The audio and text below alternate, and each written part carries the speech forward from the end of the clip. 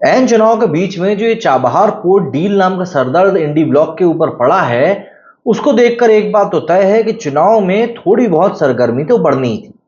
और अभी हम देख ही रहे हैं कि कैसे नरेंद्र मोदी जी लगातार एक के बाद एक मीडिया हाउसेस को इंटरव्यू दे रहे हैं। और इस बार उन्होंने अपनी स्ट्रेटेजी को बदला है। हर बार ये चीज देखी जाती थी कि उनके ऊपर होने वाले हमलों को लेकर वो कभी रिएक्ट नहीं करते थे, लेकिन इस बार ना सिर्फ वो रिएक्ट कर रहे हैं बल्कि माकूल जवाब भी दे रहे हैं। और तो और जो उपलब्धियां कहने के लिए वो हासिल कर रहे हैं, उन सभी उपलब्धियों को लेकर भी वो मुखर होकर बात कर रहे हैं। मतलब चाबहार डील जो अभी हुई है, उसको लेकर उन्होंने जो भी हाल ही में इंटरव्यू आज तक को दिया, उसमें तो खुले तौर पर उन्होंने बोला कि हाँ देखिए कितनी अच्छी चीज हुई।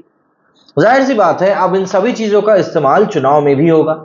अलग अलग तरीके से पब्लिक को ये बताने की कोशिश करी जाएगी कि भाई किस तरीके से हम भारत को विश्वगुरु बनाने के रास्ते पर आगे लेकर जा रहे हैं। देखिए, इस डील में कहीं से कहीं तक भी कोई बुराई नहीं है, बल्कि ये डील काफी अच्छी है। लेकिन लोगों को यह पसंद नहीं आया कि भाई नरेंद्र मोदी ने अपने मुंह से आखिर इस डील के बारे में बात कैसे कर दी। अब देखिए, किसी सरकार ने यदि कोई अच्छा काम किया है, बड़ा काम किया है, तो ये बात तो पक्की है कि वो सरकार उस चीज को लेकर बातें करेगी और आप उनको रोक नहीं सकते, क्योंकि भाई वही तो उनका अचीवमेंट है, उसी लिए तो वो सरकार में थे। दरअसल प्रधानमंत्री नरेंद्र मोदी ने अपने आज तक को जो उन्होंने लेटेस्ट इंटरव्यू दिया है, उसमें ईरान और भारत के बीच हाल ही में हुई चाबहार डील को लेकर अपनी रिएक्शन दिया है। और यहाँ पर बात सिर्फ और सिर्फ रिएक्शन की नहीं है। दरअसल ईरान अमेरिका की नजरों में कभी अच्छा देश नहीं था, ये बात हम सबको पता है, क्योंकि ईरान कई सारे काम ऐसे करता है जो कि अमेरिका को पसंद नहीं हो। तो यही कारण है कि ईरान के ऊपर अमेरिका ने कई सारे सैंक्शन लगा रखे।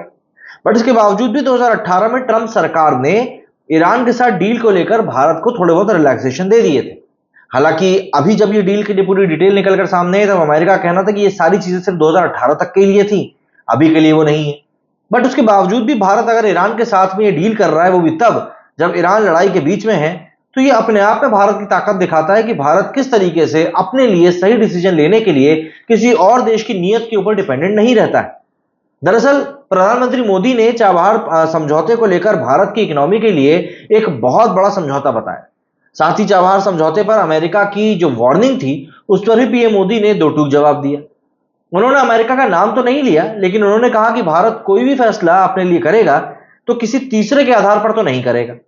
दरअसल पीएम मोदी ने इस इंटरव्यू के दौरान इंडिया टुडे ग्रुप के न्यूज डायरेक्टर राहुल कंवल ने सवाल किया था कि देश की राजनीति से अगर एक मिनट के लिए बाहर निकलकर ग्लोबल ऑर्डर की बात करें, तो इस वक्त दुनिया की निगाहें भारत और भारत में चल रहे चुनाव पर। इस वक्त रूस और यूक्रेन की लड़ाई खत्म होने का नाम नहीं ले रही, इजराइल और हमास की लड़ाई जारी है, ईरान के साथ तनाव लगातार बढ़ता जा रहा है। पिछले 5 सालों में भारत की ताकत लेकिन सबके बीच में भी काफी बड़ी। 11वें नंबर की अर्थव्यवस्था से भारत अब 5वें नंबर की अर्थव्यवस्था बन चुका है। अगले 5 सालों में ग्लोबल हाई टेबल पर आप भारत का आखिर क्या रोल देखते हैं? इसके जवाब में पीएम मोदी ने कहा कि हम इस हिसाब से चीजों को क्यों देखते हैं, मूलभूत चीज आखिर इसको लेकर क्या है। अब तक हम क्या सोचते थे, हमारा नैरेटिव ये था कि हम इससे इतने दूर हैं, उससे उतने दूर हैं, हम समान दूरी बरतते भी थे। हमारे डिप्लोमेटिक भाषा में यही एक बहुत बड़ा चलन था। मैंने ये बात कही कि कुछ नहीं करना है, अब मेरी भाषा है कि हम कितने नजदीक पहुंच रहे हैं। अब दुनिया में ये कंपटीशन शुरू हो चुका है कि आखिर नजदीक कैसे जा सकते हैं। पहले दूर रहने का एक कंपटीशन था, लेकिन अब ये चीज बदल चुकी है। अब सब लोगों में एक दूसरे के करीब आने का कंपटीशन चल रहा है। ईरान के साथ चाबहार डील का जिक्र करते हुए पीएम मोदी ने कहा कि अब कल ईरान में एक बहुत बड़ा फैसला हुआ। ये हिंदुस्तान के अखबारों की हेडलाइन न्यूज है और मेरे मिनिस्टर चाबहार ईरान में ही थे। चाबहार पोर्ट का फाइनल एग्रीमेंट हुआ, सेंट्रल एशिया से जुड़ा ये हमारी अर्थव्यवस्था का बहुत बड़ा काम हुआ है। हेड टेबल क्या होता है, इन सारी लड़ाइयों के बीच में मेरा चाबहार का एग्रीमेंट हो जाता है। मतलब ये तो भारत की ताकत ही है ना, कि जहां एक तरफ दुनिया पूरी अर्थव्यवस्था की लिहाज से अस्त व्यस्त पड़ी हुई है, वहीं पर भारत अपनी इकोनॉमिक इमेज को और बढ़ाने के लिए चाबहार जैसी बड़ी डील करता है। भारत ने हाल ही में ईरान के साथ दरअसल चाबहार पर एक बहुत बड़ी डील करी है, जिसके तहत अगले आने वाले 10 सालों के लिए चाबहार का जो पोर्ट है, का जो बंदरगाह है, वो और उसका सारा कामकाज भारत के जिम्मे रहेगा। इस समझौते को लेकर अमेरिका की तरफ से कहा गया था कि कोई भी देश अगर ईरान के साथ में बिजनेस डील करने पर विचार करता है, सोच भी रहा है, तो इसके संभावित, बहुत बड़ा शब्द यूज किया था यहां पर अमेरिका ने, कि उसे उसके संभावित जोखिम के बारे में पता होना चाहिए। उसे पता होना चाहिए कि उस पर प्रतिबंध तक लग सकते हैं, उसके ऊपर सैंक्शंस तक लग सकते हैं। अमेरिका की इस वार्निंग पर विदेश मंत्री जयशंकर ने दो टूक कहा था कि चाबहार डील से पूरे एरिया को सिर्फ फायदा होगा, इसलिए इस तरह की छोटी सोच नहीं रखी जानी चाहिए। इंटरव्यू के दौरान पीएम मोदी ने भी अप्रत्यक्ष तरीके से अमेरिका को जवाब दिया। उन्होंने कहा कि हम किसी तीसरे के आधार पर अपना फैसला नहीं करेंगे, हम फैसला हमारे लिए करेंगे। फलाने को बुरा लगेगा तो इससे क्या कर सकते हैं, हम इसके लिए कुछ नहीं कर सकते। जी हाँ, मैं सबसे अगर बात करूंगा तो वो मेरे हित के ही लिए होगी। राष्ट्रपति पुतिन अगर मेरी भरपूर तारीफ करते हैं तो इसका मतलब ये नहीं है कि मैं राष्ट्रपति पुतिन को मिलकर ये नहीं कह सकता कि this is not time for war, मतलब कि लड़ाई का टाइम नहीं है। वो भी सम्मान करेंगे कि चलिए कोई दोस्त ऐसा तो है जो ये बताने के लिए खड़ा हुआ है कि भाई ये सही नहीं है, ये क्या गलत है, ये भी वो बता रहा है। यूक्रेन को भी मुझ पर इतना ही भरोसा है, मेरे से मतलब है भारत पर। अमेरिका और रूस के साथ में बैलेंस को लेकर पीएम मोदी ने कहा कि मैं मानता हूं कि ये सब तब होता है जब आपके इरादे नेक हो, आपके प्रति विश्वास हो तो चोरी छुपे और अमेरिकन से पूछकर कहीं करना होता है। वैसे ही मैं रशिया से मेरे देश को सस्ते में पेट्रोल चाहिए तो मैं मांग लूंगा। मेरे लिए जरूरी तो है, अगर कोई चीज करना मेरे देश के लिए जरूरी है तो मैं करूंगा। मैं छुपाता नहीं हूं और मैं अपने टर्म्स पर मेरे देश को चलाता हूं, और यही कारण है कि हमारी सरकार इतनी सफल है।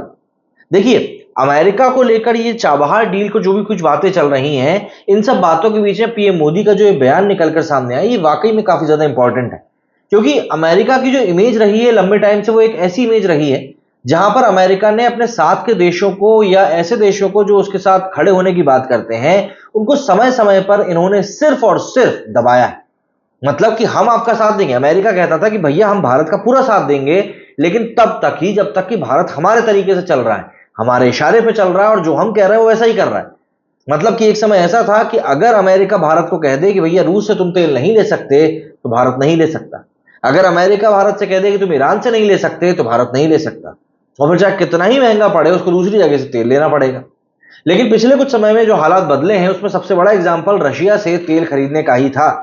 जब भारत की रशिया से तेल खरीदने के ऊपर कई सारे देशों ने आलोचना करी थी कि आप रशिया की अनजाने में ही सही लेकिन मदद कर रहे हो, तब भारत के विदेश मंत्री एस जयशंकर ने साफ तौर पर इन देशों को जवाब देते हुए कहा था कि जब आप अपनी एनर्जी की आपूर्ति के लिए रशिया से गैस ले सकते हो तो फिर हम पेट्रोल क्यों नहीं ले सकते, या हम सस्ता फ्यूल क्यों नहीं ले सकते। भाई, जब आप अपने हित के लिए डिसीजन लेने के लिए तैयार हो तो फिर आप हमको भी हमारे हित के लिए फैसले लेने दो। जरूरी नहीं है कि हर चीज में आप ही हमारे लिए फैसला लो। ये जो पूरी बदली हुई रणनीति भारत की है, ये दरअसल मोदी सरकार में ही आई है, वरना इससे पहले भारत के विदेश मंत्री जब भारत के बाहर जाया करते थे तब अक्सर अपनी पीठ को झुकाकर ही खड़े रहते थे, क्योंकि जवाब देने के लिए उनके पास वो बैकिंग नहीं होती थी, प्लस फैसले लेने के लिए उनके पास वो ताकत नहीं होती थी कि वो वहां पर कोई फैसला ले सकें। यहां पर भारत के मंत्रियों को उनकी वो ताकत दी गई है कि आप फैसला ले सकें। भारत को रिप्रेजेंट करने के लिए उनको एक पूरे तय पैमाने से अलग हटकर पावर दी गई है कि भाई आप इन चीजों को अपने तरीके से कर सकते हैं। और यही कारण है कि वैश्विक पटल के ऊपर भारत की इमेज आज की तारीख में इतनी स्ट्रांग हो चुकी है। इवन अभी रिसेंट टाइम में एक रिपोर्ट ये भी आई थी कि भारत के जो विदेश मंत्री हैं, भारत के जो डिप्लोमेट्स हैं, वो बाहर जाकर बुली करते हैं, उनका नेचर ऐसा है। तो इसमें गलती क्या है? अगर कर रहे हैं तो हम कर रहे हैं ना, कोई हमारे साथ तो नहीं कर रहा। मेरे स्टूडियो फिलहाल उतना ही। जय हिंद, जय भारत।